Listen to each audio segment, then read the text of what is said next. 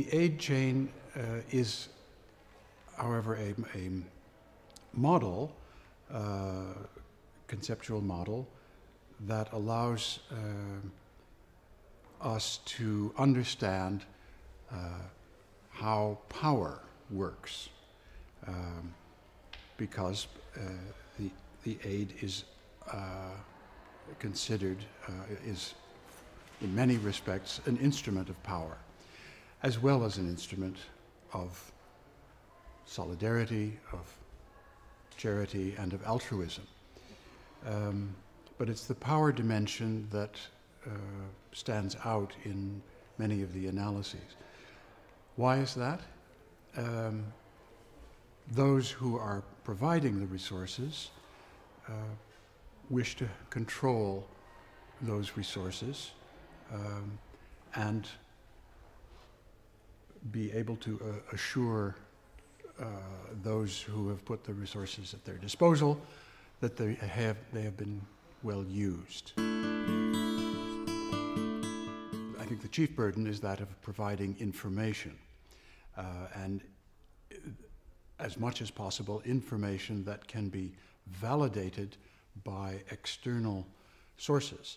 So, for example, an NGO or even a whole country at the end of an aid chain must provide an account of the money or the other resources received, and there must come at that level a report by an external source, an auditor, a consultant. And here we're just talking about finance. There is also the accounting for activities. What has been the impact, the effect of it? But the question is this legitimate request now reaching or causing such an accumulation of burdens, and not only there at the end of the aid chain, but further along? Have these requirements become too heavy, and therefore adding not to efficiency, but to inefficiency? My view of, well, what we call in Holland public-private partnerships, which is a new buzz term that our new right-wing government has put forward as its main way ahead in international development cooperation. If we're talking about that role of public monies to support private enterprise under the name of development, then I have to say I am skeptical. And I'm skeptical for a number of reasons, including evaluation reports composed by the Dutch government's own aid agency itself, which show that these kinds of projects give very, very low value for money, to put it in those terms.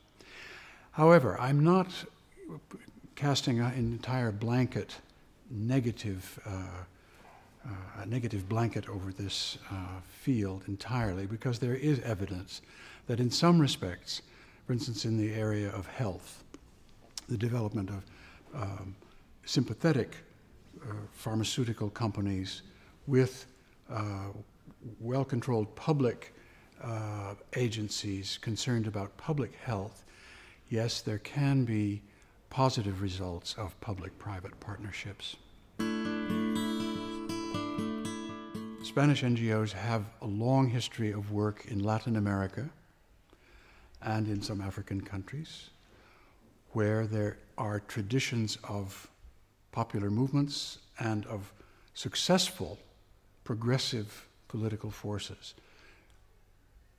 My perception of many Spanish NGOs is that they are, if not connected with these movements and so on, are in any case sympathetic to them.